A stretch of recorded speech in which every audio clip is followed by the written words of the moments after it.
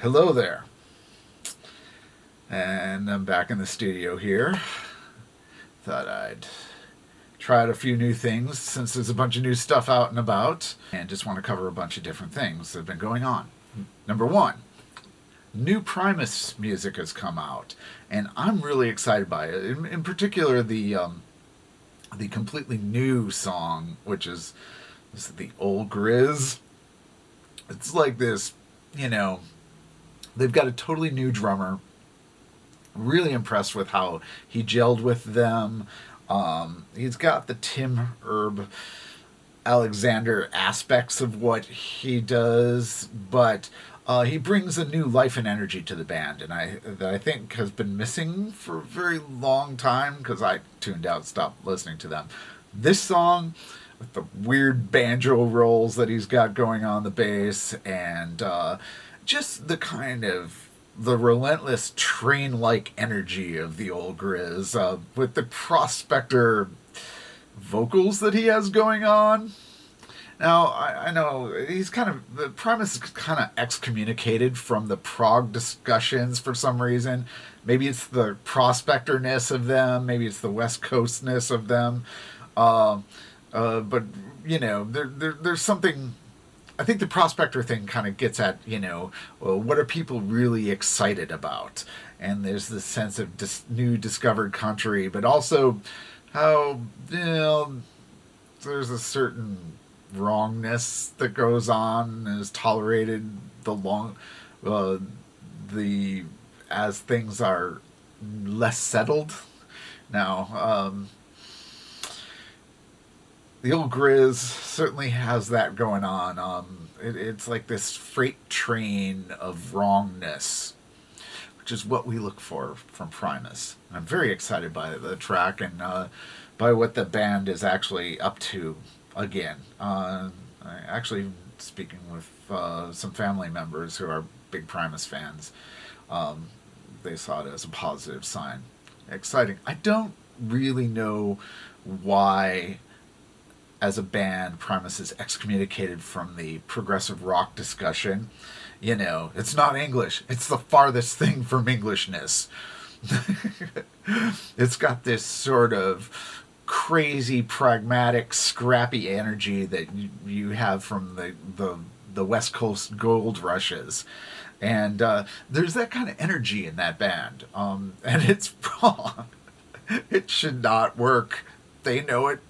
Everybody knows it, but I like that it is, and I like that it's working right now. Also, Rush is about ready to play their first big concert in a very long time down in LA. Might actually be down there at that time.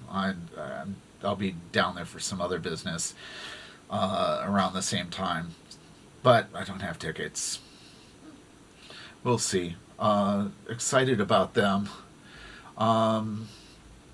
Coming back, just kind of a favorite band. Not all their music is all that strange. Some of it's a little more normal, but I think Make Weird Music at one point mentioned that their music isn't all that weird, and except for Tom Sawyer is about the strangest hit single you can imagine that had that kind of deep cultural penetration. You have to go back to like Yes and early King Crimson with the Court of the Crimson King, and even that probably wasn't getting all that much airplay. Tom Sawyer gets a ton of airplay, and it's a tight bit of songwriting, but it's also really bizarre and ambitious in a humanistic way that is important. So we'll see what happens with them. I'm curious to see if they actually start writing new music again. They have every right to. Some people, I'm a huge Neil Peart fan myself, but they have a right to pursue music again and in a different way that doesn't diminish from Neil's contributions. That's perfectly fine. I cover this in another thing. What are some of the other things that are kind of going on? Oh, Fender. Fender has sent out a cease and desist letter. I hate cease and desist letters, especially when you're trying to, Had you gone and copyrighted the forms in the first place, and it might be enforceable, but no, those guitar shapes, and everybody else is making better guitars right now than Gibson and Fender. Although Fender could make something good. I'm not particularly interested in anything they do because I like headless guitars. As a matter of fact, I need to do a review of my baby, which happens to be a headless guitar. This lovely Kiesel Vader 7X. It's kind of my ideal musical partner is the way I describe it. And I should get around to doing a whole review because I did an entire album with it. An album that took 4 years to produce. And I haven't even had the guitar for 4 years, but, or have I? 2021. I got it in 2022, so I have had it just for 4 years. But I hadn't had it that long when I released the album. I was producing the album and waiting for basically skilling up on my drum tracks and getting the recording studio in functioning shape, but also getting my drum chops up to being able to play with myself. But when I did get it, I went quick and finished a lot of great stuff. So I had already been laying down drum tracks without actually recording the guitar parts. By the time it arrived, I immediately started recording final tracks for the album. And I will do a formal review of that whole thing. And it's not like a Fender looking back to old school stuff. It's a headless instrument. It has Holdsworth pickups. There's old school technology in it. Magnetic pickups are not particularly high tech. But we're talking a slab of wood with strings on it. But what makes the difference between a particularly good instrument and one that isn't all that inspiring? Well, it's one that's responsive to what you want it to do. And in that regard, I'll tell you, it does the trick. And I've actually played a Guarnarius at one point in time. So I know a thing or two about axes. And what else is there? I think it's ridiculous to be sending out a cease and desist on those basic forms which they hadn't copyrighted and enforced trademarks on all along. That's a problem. Good luck with that. What else is there? Yeah. Oh, yeah. And of course, I've got there's a music video up right now, which I use this lovely guitar on. It's go get that. I released it at the beginning of April, and what else can I say about it? It's the one of the wilder tracks on the album. It's this weird funk entropy thing going on. It's a song about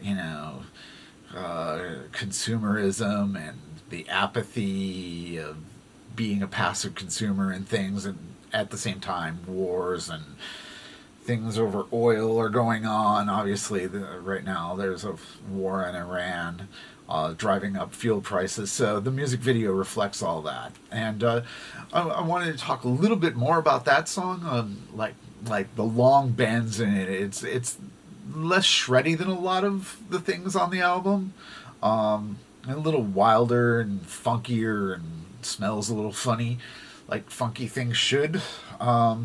But it has these long bends, and I think I was thinking about Joe Walsh and kind of some of the things that he'll do, these sort of exaggerated long bends. And actually, I do a lot of these, I'll bend 3 or 4 strings up a neck. So I'm a lot of grip strength, which came from playing a lot of 12-string guitar.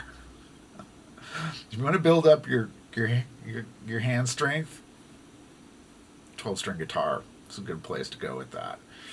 What else about it? and I had a bunch of other things in it, like there's a Pez dispenser, and if you can see it, uh, but there we go. It's a little out of focus, but good. Kind of a little bit of this sense of candy and dispensing thing going on with it, and that's something that lives right on my desk all the time. That's a Pez dispenser. I don't know how rare it is, but I think it's worth $12. Maybe $50. Not that much. But what can I say?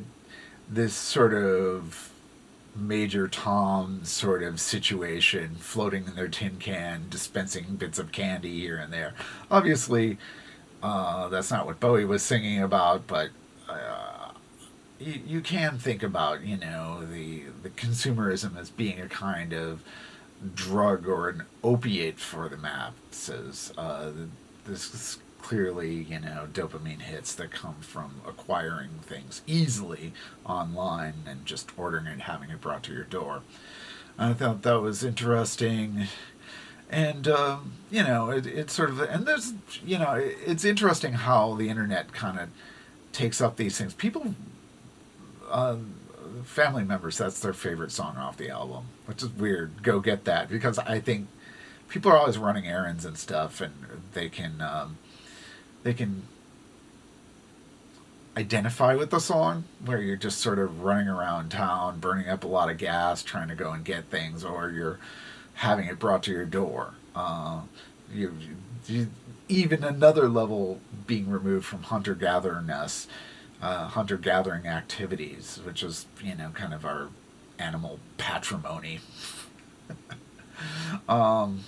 It's certainly not feral if it's boxed up and sent to you via Amazon or something else. But it's what's great about these times and what's terrible about these times. That everything is so quickly accessible, and at the same time, the true costs of things are all hidden. So there's all that. What else? Steve Vai is selling his house. It was interesting, looking through the layout, just how normal the inside of the house seemed. Like how maybe they did that to try and be able to sell it, but it certainly didn't look like he had decorated it, because he's a freak. He's an odd guy, which is what we like about him. He's I grew up learning his alien love secrets column lessons that he would do in Guitar Player magazine.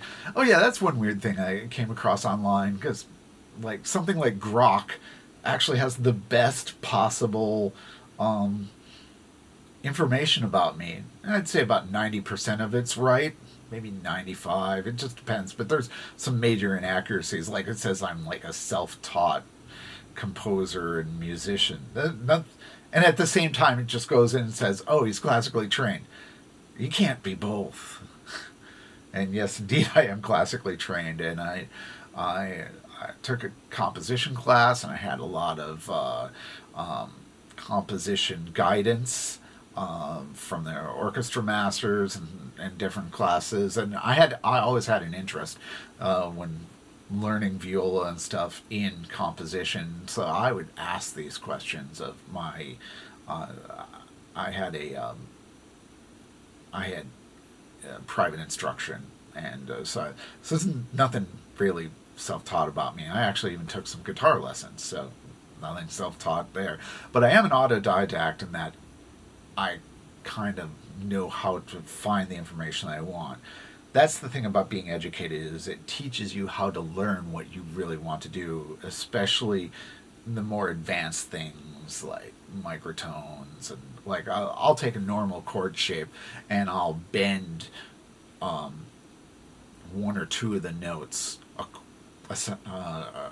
quarter tone or an eighth tone out of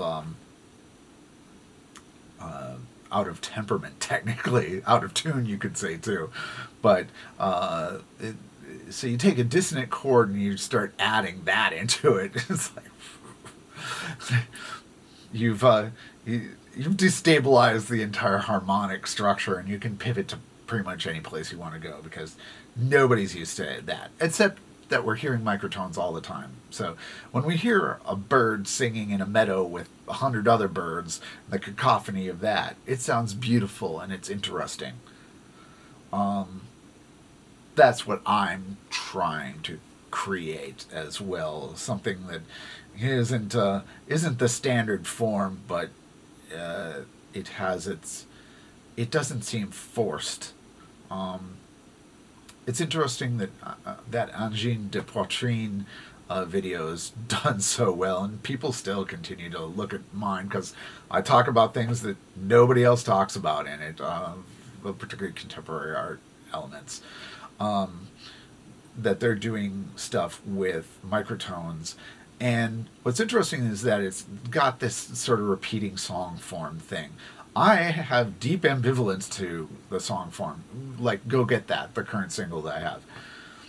It lays out, there's enough material for 3 to 6 songs in that I could have taken and developed that way. But that's not what I was interested in. It was in the journey of sort of finding a bunch of different motifs and the way it all sorts of progresses and develops this theme and development.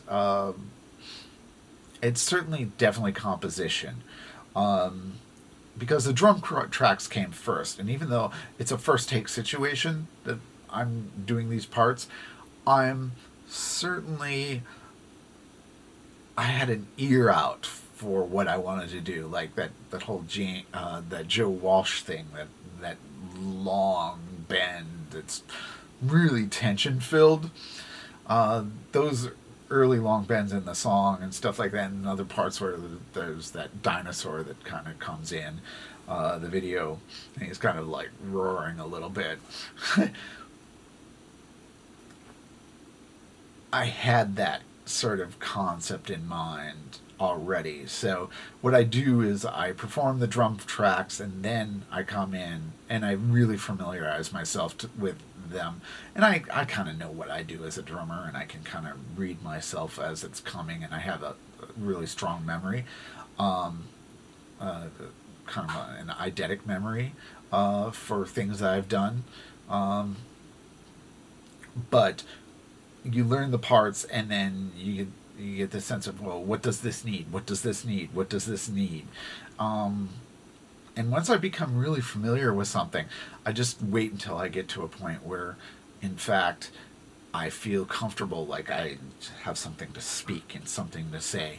As opposed to the song form, which is about creating expectations and then fulfilling them or dashing them in different ways.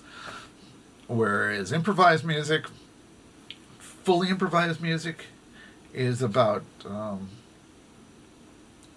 I think it's more about the journey and the discovery. And I think in a time where there seem to be, where a lot of things are stuck in ruts, and different ruts are competing with each other, I think finding new avenues and new inroads into things requires that sort of just putting one foot in front of the other to develop new strategies.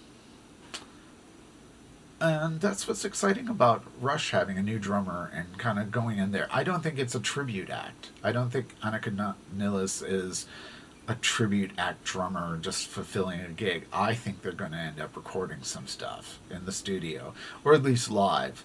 They're going to be really interesting. And I'd like to hear more instrumentals from them. They're such a long and storied band that I think instrumentals, I've always wanted to hear more extended instrumentals from them. And they're at a point in their career where they can indulge themselves again.